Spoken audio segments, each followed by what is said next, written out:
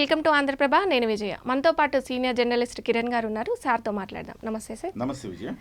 Sir, కర్ణాటకలో game changer movie ban చేసినట్టు social మీడియాలో వార్తలు వస్తున్నాయి. దానికి సంబంధించి పోస్టర్ అనేది ఇంగ్లీష్లో ఉందని చెప్పేసి అక్కడ ఫ్యాన్స్ ఆగ్రహం వ్యక్తం చేస్తున్నారు. దానికి సంబంధించి అంటే ప్రతి చోట విజయ అతివాదులని ఒక సెక్టర్ ఉంటుంది ప్రతి చోట.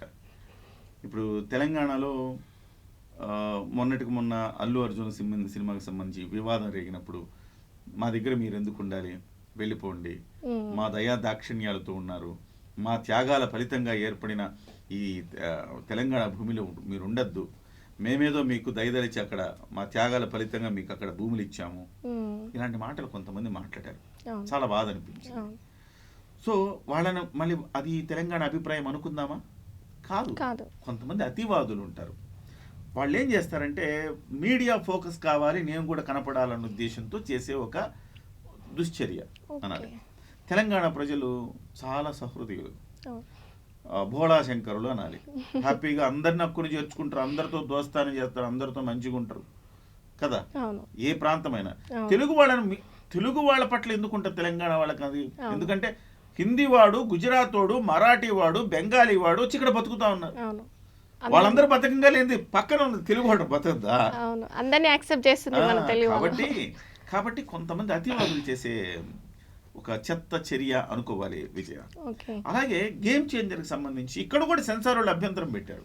మీకు తెలుసో లేదు, గేమ్ చేంజర్ పేరు తెలుగులో పెట్టాలండి మీరు అని సెన్సార్ వాళ్ళు అబ్జెక్షన్ చేస్తే, లేదండి ఓవరాల్ గా మేము హిందీ ఇంగ్లీష్ లోనే తీసుకున్నామని చెప్పారు వాళ్ళు.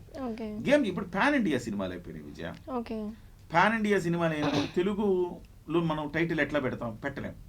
మొన్నటికి మొన్న వేటయ్యాన్ అని వచ్చింది, తెలుగులో వేటయ్యాన్ అని వచ్చింది, సిగ్గుపోతుంది. కనీసం వేటగాడని పెట్టచ్చు కదా, తెలుగులో వేటయ్యాన్ అని వచ్చింది, చూసాం కదా మనంతా. సో కనీసం మన తమిళ్ను మనం యాక్సెప్ట్ చేసినా చేయకపోయినా చిన్నప్పటి నుంచి ఇంగ్లీష్ చదువుకుంటున్నాం కదా, తమిళ కంటే ఇంగ్లీష్ మనకి ఈజీ కదా.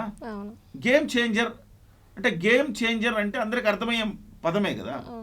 సో కాబట్టి నిర్మాతలు కన్విన్స్ చేశారు వాళ్ళని, మీరు వేటయానికి మాత్రం వేటయానిగా ఇచ్చారు. చాలా సినిమాలు ఏమంటే బిగిలి ఏదో సినిమాలు అండి, 2-3 విజయ్ సినిమాలు కూడా అట్లానే వచ్చినాయి. తమిళ పేరు మనం ఇక్కడ యాక్సెప్ట్ చేస్తున్నాం, కానీ వాళ్ళు యాక్సెప్ట్ చేయకుండా బ్యాన్ చేస్తామని అంటున్నారు. అది అతివాదులు చేసే. సో తమిళ సినిమా పేర్లు యాజ్ ఇట్ ఈజ్ గా ఉన్నప్పుడు మనం కబాలి కబాలి ఏంటి, మన దగ్గర కబాలి పేరుందా? లేదు కదా. మొన్న ఏదో వచ్చిందమ్మా కన్నడ ఏదో మూవీ వచ్చింది సార్, జాతీయ అవార్డులు అద్భుతంగా వసూళ్లు చేసింది కదా, కాంతారా. అది కూడా ఇవన్నీ వాళ్ళు పెట్టుకున్న పేర్లు మనం చూస్తా ఉన్నాం అమ్మా. సో కాబట్టి ఇది ఇంగ్లీష్ అంటే ప్రపంచవ్యాప్తంగా యాక్సెప్టెన్సీ ఉన్నది. తమిళ్ మనం యాక్సెప్ట్ చేసినా చేయకపోయినా పెద్ద సమస్య కాదు. ఇంగ్లీష్ అనేది మనం యాక్సెప్ట్ చేయాలి. ఎందుకంటే ఇవాళ మాట్లాడే వాళ్ళు ఎవరైనా కానీ, తెలుగు వాళ్ళు వ్యతిరేకించినా లేకపోతే కన్నడ వాళ్ళు వ్యతిరేకించినా, ముందు వాళ్ళని తప్పులు లేకుండా ఒక వాక్యం స్పష్టంగా వాళ్ళ మాతృభాషలో మాట్లాడమని చెప్పండి, మాట్లాడలేరు.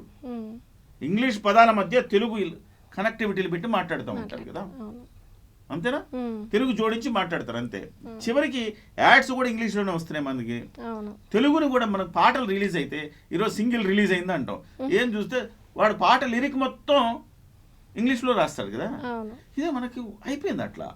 ఇవాళ తెలుగు స్పష్టంగా మాట్లాడేవాడే లేడు.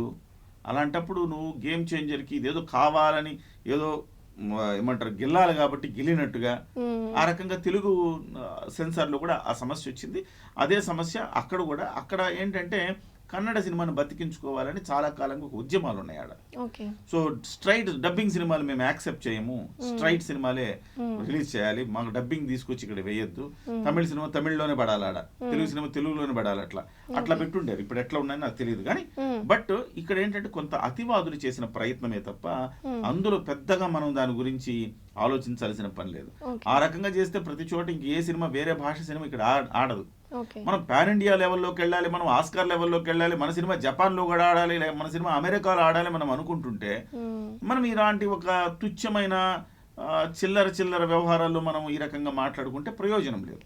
కాబట్టి అక్కడ కూడా ఒక అతివాదులు మన కులాల్లో మతాల్లో ప్రాంతాల్లో అతివాదులు ఉంటారు ఎక్కడైనా. ఈ Okay. అతివాదుల్ని మనం ఏరి వేయలేం, పక్కన పెట్టలేం. Okay. అట్లా చెప్పి పట్టించుకోవాల్సిన అవసరమూ లేదు వాళ్ళని. ఓకే. వాళ్ళు అలా అడుగుతూ ఉంటారు, అది 2 రోజులు నడుస్తుంది, అది గేమ్ చేంజర్కి మరింత పాపులారిటీ తెస్తుంది. అంతేనే కాదు, అది ఇప్పుడు అదే సార్ గేమ్ చేంజర్ అని 2-3 ధర్నాలు చేశారనుకో మంచి పబ్లిసిటీ వస్తుంది. అదే ట్రోల్ అవుతుంది సార్, బ్యాన్ చేస్తారు. కన్నడలో రామ్ చరణ్ మార్కెట్ బాగా ఉంటుంది. చిరంజీవి గారి మార్కెట్, రామ్ చరణ్ మార్కెట్, పవన్ కళ్యాణ్ గారి మార్కెట్ హై లెవెల్లో ఉంటాయి. తెలుగు ఏ సినిమా హీరోకి లేనంత మార్కెట్ కన్నడలో వీళ్ళకి ఉంటుంది. అందుకోసం ఇవాళ కన్నడలో కావాలని క్రియేట్ చేస్తున్నారు, ఎంతో కొంత డబ్బులు తీసుకొని వెళ్ళిపోవడానికి వాళ్ళ పన్నాగం అంతే. ఇవాళ గేమ్ చేంజరు తమిళనాడులో తెలుగు తర్వాత అత్యధిక బిజినెస్ చేసిన ఒక సినిమాగా రికార్డు సృష్టించబోతోంది. అలాగే కన్నడలో కూడా అలాంటి రికార్డు సృష్టించబోతోంది. తెలుగు, తమిళ, కన్నడ, కొంచెం మలయాళంలో అల్లు అర్జున్ సినిమాల కంటే కొంచెం తక్కువే ఉంటాయి వీళ్ళ సినిమాలు. సో ఇక హిందీ బెల్ట్ అంటే ఈ మధ్య కాలంలో రాముడుగా రామ్ చరణ్నే చూసుకుంటున్నారు వాళ్ళు. అల్లూరు సీతారామరాజు గెటప్ వేస్తే వాళ్ళకి అల్లూరు సీతారామరాజు తెలియదు కదా, నేను రాముడే అనుకున్నారు అంతా. సో ఈయన రాముడిగా కురుస్తున్నారు. కాబట్టి అటువైపు కూడా మార్కెట్ బాగుంది. చిన్న చిన్న వివాదాలన్నీ సినిమాకి ప్లస్ అవుతాయి తప్ప మైనస్ ఎట్టి పరిస్థితుల్లో కావు. Vijay. Okay sir, thank you sir. నమస్తే.